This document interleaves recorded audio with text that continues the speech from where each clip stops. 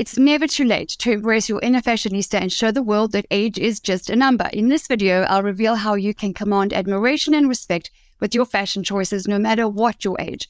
From transitioning your style to maintaining that fabulous factor, I'll share my top tips for women who refuse to let their age define their style.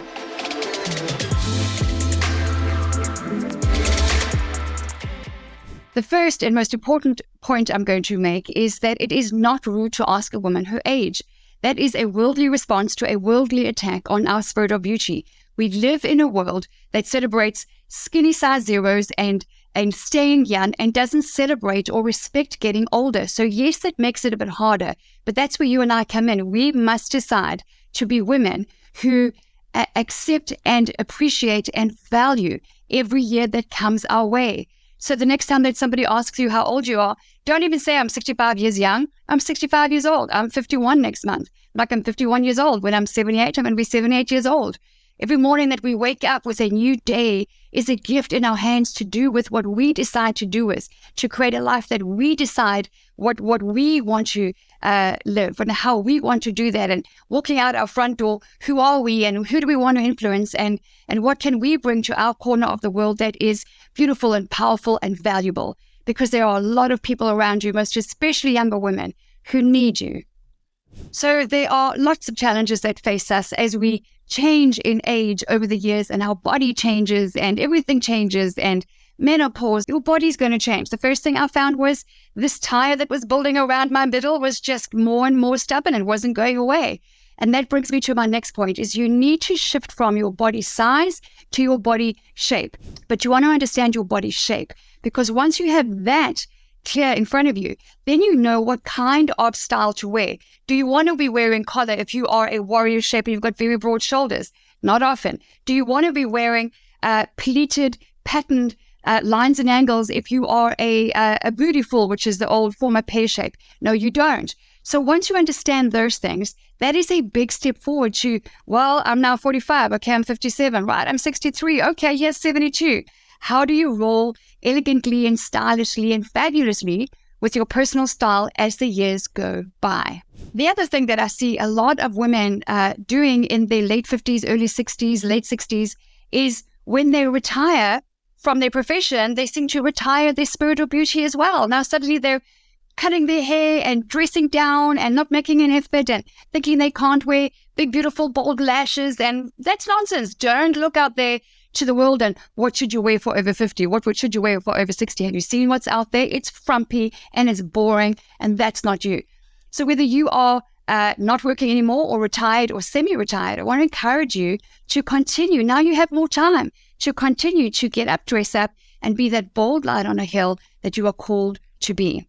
One of the best and most reliable ways to maintain a beautiful, stylish wardrobe across the years is by making sure that you've got a strong foundation. And that strong foundation is what I call the 30-piece capsule wardrobe. These are staples that you can use over the years that will never go out. They are classic pieces, just like your LBD, right? Your little black dress. You can, maybe your LBD is not the same today at the age of 65 as it was maybe when you were 35, but you still need a little black dress. You can dress it up, you can dress it down. These days, it's white tennis shoes, it's cute, hot, pink little trainers. All kinds of things are in fashion. And I love to teach women how to dress on the outside in a way that reflects the woman on the inside. You have value. You are not too old.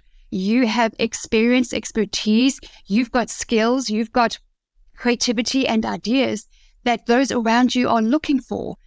But it depends on what you see in the mirror. It depends on whether you're going to believe what you're saying. If you think you're too old, well, then you're too old. If you think you're not, well, then you're not. I'm here to tell you, you're not too old. There are plenty of examples in media and in marketing where you see women in their 90s getting up, dressing up, and having fun with fashion. It's inspiring.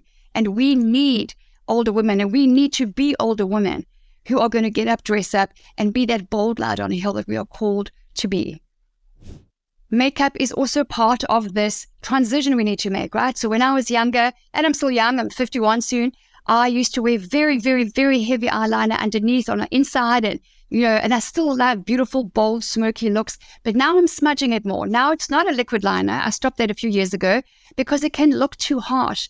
These are the little things that as we get older, we go like, we're not going to stop being stylish and having fun with fashion. It's just, how do we transition? How do we adapt the thing we're doing? For example, eyeliner. How do we soften it? How do we smooth it out? And eyeliner is one of those examples. I see beautiful women in their late 50s, early 60s, late 60s, who are still wearing very heavy liquid liner underneath. It makes it look very harsh. And you don't have to do away with makeup and stop having fun with it. And sometimes, by the way, if you don't wear makeup and you still want to make a statement, just having some light foundation on, no makeup on your eyes. I've got lots of clients that I work with who've got very sensitive skin and they cannot wear makeup on their eyes. Just a dash of bold, hot pink lipstick or some lip gloss or a beautiful red on your lips. That with the t-shirt and jeans looks absolutely beautiful. So you want to look at what are the things you love and how do you do this? You go online. Now, you don't want to believe everything that you read online, right? Sometimes if you see like what you wear over 60, it's depressing. But you can go onto Google, or these days go onto AI, go into Chat GPT. If you don't know what that is, come on into our community, Dress to Connect on Facebook. We talk about these things. Technology is a gift. That's the next point I want to make. Don't let technology intimidate you. Technology is a bridge. It's not a barrier. And wherever you are and wherever you live, you have the gift of technology that really is just a skill. You probably can bake or cook far better than I can because I have other skills. But I talk often in our community about this is how you Zoom, this is Riverside, this is a little a Bluetooth little selfie clicker for your selfie so that you don't have to hold it. This is how you take a selfie, this is how you stand, this is how you sit. When you sit down in a chair, remember not to be hunching. You need to be having a straight back, especially for photos. Don't be a woman who says, I don't like my photo taken. That's just ego. Get your ego out the way and open your mind and your heart to do life with amazing women who have chosen, because every day is Tuesday, my friend. We must choose every day to love ourselves because everyone benefits around us when we do. If we are hard on ourselves, we will be hard on others. So it's really important that you make a decision. I invite you to fall in love with the woman in the mirror. One of the simplest and most important but overlooked compartments of our wardrobes is the leisure wear shelf. It's really, really important that you take stock of whether or not you have pieces from tops to bottoms to jackets to warm and cool items that are leisure wear, right? So things that are not for work, that are not for going out, but they're going to the grocery store in, they're going for coffee in, they're going to, run errands. And to build an intentional shelf or two for leisure wear is very, very simple, but very, very important. So most especially if you're retired or semi-retired or retiring soon, you don't want to retire. Your intention that is still to get up, dress up, and be that bold light on a hill, to have fun and enjoy life with good people, doing fun things and expanding your knowledge, expanding your experience and your memories, right? And so that is a very, very simple. You can hop online and just do leisure wear examples. Athleisure wear is something that's been around for a long time. Rather than being in the same old yoga pants and the same old t-shirts, sometimes all it is a cute pair of hot pink joggers with a white t-shirt and some white tennis shoes, a baseball cap, and you're good to go. And look for smart joggers. They must be a little bit above your ankle. This is where a tailor comes in, right? So women who are serious about their style and looking and feeling good have a tailor, and they're not expensive. I spent a lot of time living in the US, in the UK, in Europe. There's always a good tailor to be found who doesn't cost a fortune and who is really good at what he or she does. And then they get to know you and you build a relationship. And then it's the little things, like if something is too wide or too narrow, or you want to adjust the collar, or something is too long.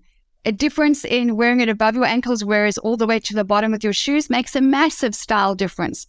So you want to, and again, go to Dress to Connect on Facebook. I post images and examples there often about, you just go in there and search leisure wear and you'll see all kinds of options. One decent fancy trackie or smart jogger can be worn with a blazer and a t-shirt and white tennis shoes. It can be worn with a sweater, with a cashmere sweater, with a t-shirt on its own. It can be worn with a cute black leather jacket and a white shirt and some cute hot pink shoes. There's so many ways to wear leisure wear, quality over quantity.